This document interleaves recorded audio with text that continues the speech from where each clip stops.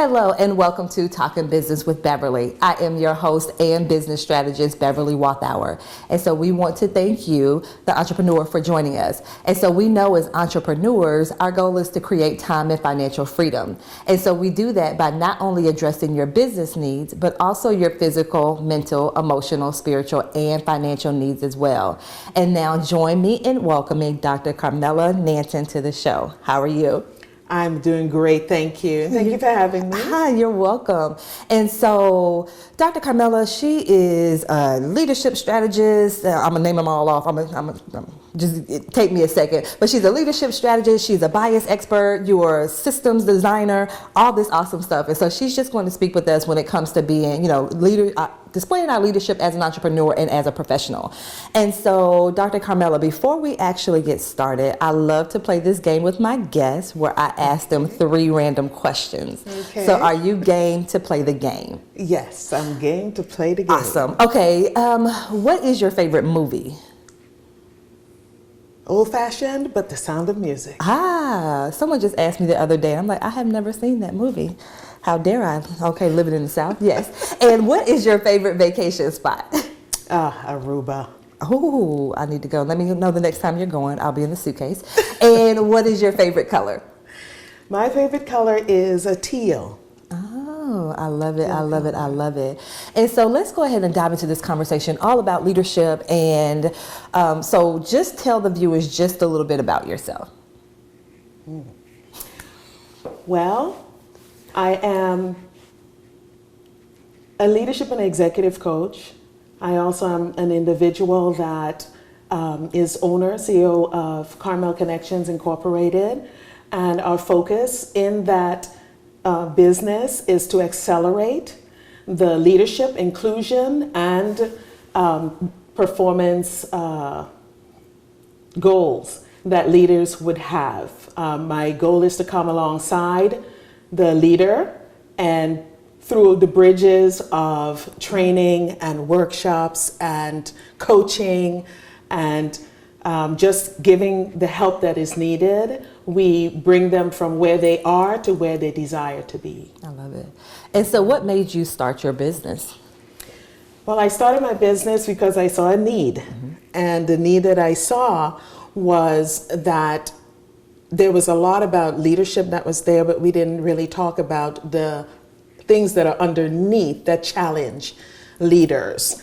And one of those challenges, of course, is women's leadership. Another challenge is the whole issue of bias and diversity, which spins into what's happening now with sexual harassment and all of those things. And I saw that there was a need for that. And I know for a fact that leaders set the culture for their organizations. And because they set the culture for their organizations, if you can get to the leader first, you can then impact the entire organization. Wow, that is so true. And so what's the mission of your business? The mission of my business is to accelerate the leadership, performance, and inclusion goals of the company. And if I have to disrupt leadership practice to do that, I will, simply because I want leaders to be the leader they were meant to be. And that holds a lot for different people, but that is precisely why it is like that. Wow. Okay, and so we're getting ready to unpack some of what you just said. So tell me, we hear this word leader, we hear the phrase leadership, but even when you were just describing it, you mentioned there's a layer there that we don't even touch on. So for you and your experience, what is that layer that people don't even necessarily think about when it comes to the whole thing of leader and leadership? It is what that leader's character and their behavioral patterns are like. Leaders have the option to shed light or darkness on their businesses, on their people, and so on. And so if we can focus on those areas, helping them to lead themselves first, for example, then we can understand that we are able to have them shape their organization. I like to say that transformative leaders are social architects in their businesses, so they get to shape what the company looks like, what it feels like working in there. And if they can do it right, then that leader begins to affect their workplace positively. I love that. And so what are some of the characteristics of an effective leader? Some of the characteristics are knowing who it is you're leading. Everybody is not quite the same, and everybody doesn't need the same kind of support, if you will. Some individuals come into your company and they need direction because they have no clue, they're brand new to things. We cannot delegate everything to them because they don't have that knowledge and experience. So you would then give them the direction that they need. Once they are, acclimated, you are then able to support them because they know what to do generally, and you might need to help them out a little bit and so on. When they're able to function independently, the leader has to know how to coach their employees or their staff. And in that coaching, they know what to do, they are familiar with your support, but you might need to push their confidence a little bit so that they are able to get to the next level where you can just delegate to them, say, hey, I need this done, and I can leave it with you because I know now you know what to do, you know how to do it, and you know where your resources are. I love that. And so I know for some people, they're natural born leaders. There are some people, they are thrust into a leadership role, and even when they did not see themselves as a leader. Yeah. So, you have those two different categories. So for that person that is like, okay, I have this leadership position, but I don't know what to do with it because they don't see themselves as leaders. Like, what would you say to that person to kind of get them to say, okay, well, you're now in this position. This is what you can do to be effective there. Yeah, I'm glad you asked that question because leadership can be taught. You can learn how to lead if you're teachable. And so in that process, I would say to them, understand what your strengths are now. Understand what the strengths you need to get will be, and then your leadership development is in that gap. And you work on the skills and the competencies and the knowledge that you need, whether it is training, whether you get a coach, whether you go to workshops, whether you go to conferences. And as you get those skills, you can then lead into the position that you have. Yes, I understand that a lot of times individuals are thrust into position, but nobody is thrust into a position that they have not necessarily been destined to.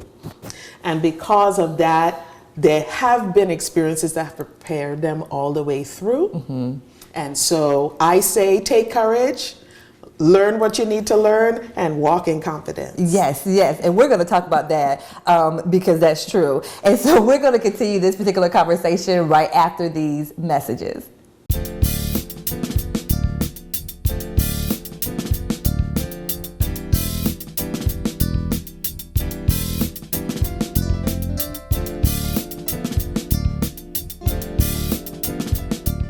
Hello and welcome back to Talking Business with Beverly. I am your host. And so we were speaking with Dr. Carmela, and she was just speaking with us about being a leader, and sometimes, you recognize it in yourself and sometimes you don't. And so just from my personal experience, that was my personal experience. Someone saw it in me before I saw it in myself. Is that something that's common that you see in your practice, where I'm like, I'm not a leader. Do you see that? Quite often, and you see it most often in women, right? So our society has never really programmed or fully accepted women as leaders. And that lack of acceptance places women who are natural leaders, like the ones they would call the bossy girl, the one who wants to organize everybody, put everything in order. We tend as a culture to kind of push them or tell them to be quiet or something like that. And in that silence, they lose their confidence for leadership. And yes, women, I call it a hardwire. women are hardwired to lead also. Right? It's not the purview of men only. I'm sorry, you guys. I don't have anything against the guys, but the reality is our culture will say guys can lead. They don't even think about it. Women, on the other hand, have to either fall into leadership. Somebody has to identify them as leaders, which was my experience as well. People see something in you and they see the things that you are capable of doing and they invite you to do things. And even as we are chosen for that leadership position, we're also sometimes a little not as confident as we need to be. Our self-esteem is not as high as it needs to be. And so I say we shortchange ourselves rather than walking boldly in the calling that might be on your life. That is so true. And so what do you say to that woman? Either, she realizes that maybe she wants to do something in leadership. She's not, she doesn't have an official, leadership title. What can she kind of do to prepare herself to take on that role? That's a great question. But it has a two-pronged answer from my perspective. The first is know what your strengths are. Okay. So you start with you and you identify what your strengths are. What is it that you're good at? What do people come and ask you for? What is it that people just say, you'd be good at that? And you'll say, maybe not. But they see something that says you'll be good at that. So identify your strengths. What are your competencies? What are your skills? And you can figure that out as an individual. You can figure that out based on what it is you do. So you have what I call a walking portfolio. All of the projects and assignments that you have done exceptionally well, pull them out and drop them in that portfolio. Take the project that you have and the paper that you wrote about it, drop it in that portfolio. And as you go along collecting, you'll begin to see patterns. That's one way. The other way is when, as an individual, you see a position you want. And you find yourself learning, practicing, and working on the skills that would set you up for applying for that position. Even if you have to go get your education, even if you have to go and get specific training, even if you have to ask the boss for an opportunity that gives you experience so people can see your decision-making capability. So you develop towards the position you want.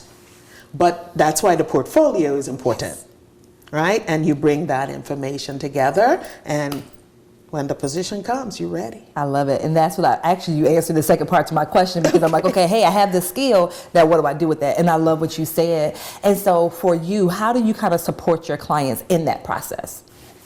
Yeah, we come alongside them. And the way I like to say it is as a guide by your side.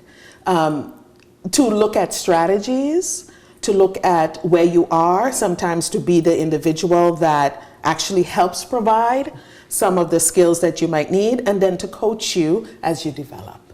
And that's one way. Of course, if you are a leader as well and you ask us to train, we will do trainings as well. We will work with your teams to help them become what is necessary based on your goals as a leader. Powerful. And so, you have this extensive work when it comes to working with leaders. Are there like one or two deficits that you kind of see, or commonalities that you kind of see when it comes to helping them develop? Like, is there this piece that's missing? Do you notice something that's common amongst a lot of leaders that, once they get that piece, they would move forward in being even more effective? It is what I call leading yourself first. Many of the problems that we have as leaders is a tendency to blame everybody else for our issues. And I believe that if we lead ourselves first by taking responsibility, by being accountable for our actions, for our behaviors, that's the first step towards being able to meet the deficits that are there. I also know that as leaders, we have to have a source of our wisdom, a source of our knowledge, a source that helps us to clarify for decision making. And my source is God. I'll be straight up with that. People have various things, and I'm okay with that. But my source is God. And so I will ask for wisdom, which he says he'll give us liberally. And I will look to him to clarify, guide my footsteps, tell me this is not the right decision, not the right person, not the right thing. And he is pretty clear about his communication too. Yes, he'll set you straight, yes. So it's quite helpful to be able to use him as a source of wisdom. And it's what I call my secret sauce when I am working with someone and they have challenges and problems, because that's how I get to zero in under their secret fears, under their challenges that they're not acknowledging, and the various things that they need. Oh, I love that, because once again, as leaders, we feel like we always have to have the answers to everything. So when you just mentioned having that source, that is powerful. And so we're going to continue this conversation right after these messages.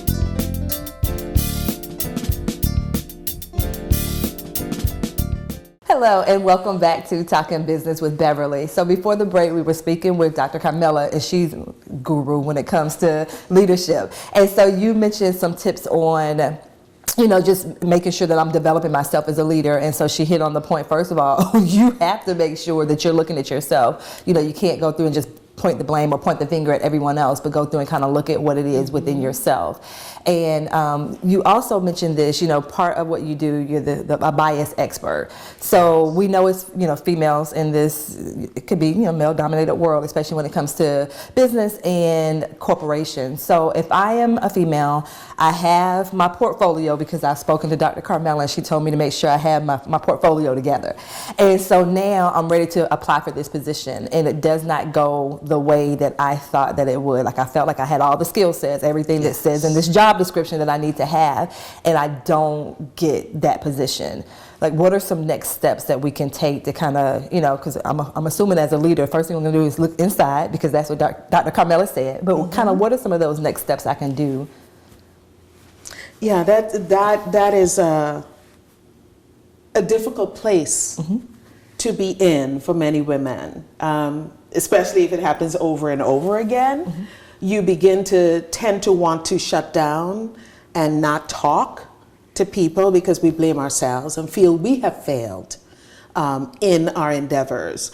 But I want to let you know that it isn't you all the time, right? You can control those things you have control of, but we can't control other people's behavior. And if we can understand that, that's half, half the battle. And it helps us to see ourselves in a different way.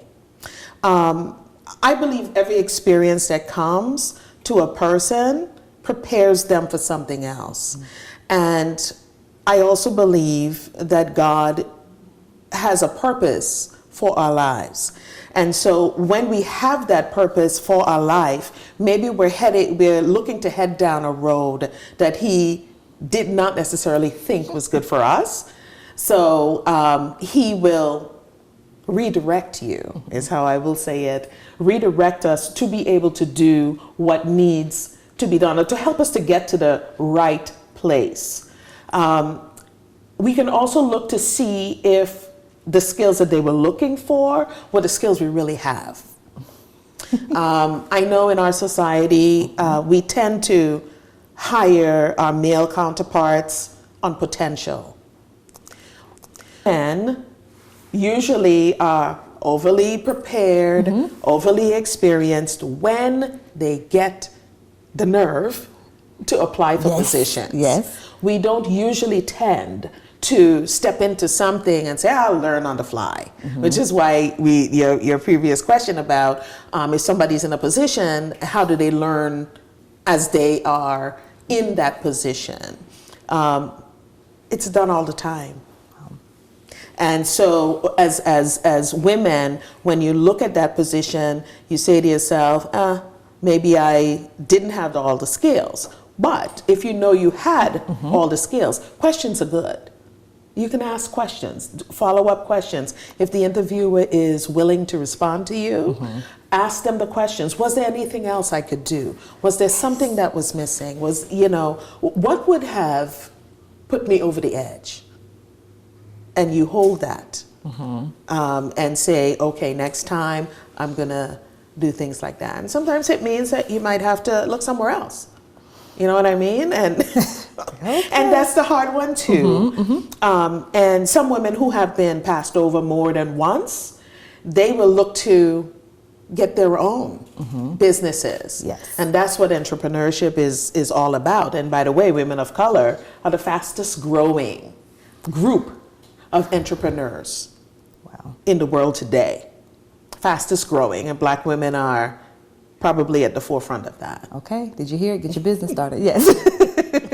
And so even, as you talked about that, so initially we were talking more corporate, and then we just ventured into entrepreneurship. What are some of those skills that I need to take in from, when it comes to being a leader, from my corporate role and being that leader into entrepreneurship? Are those roles, are they the same characteristics that I need to have in both of those? And then if so, what are those characteristics that I need to make sure that I bring over with me in my business?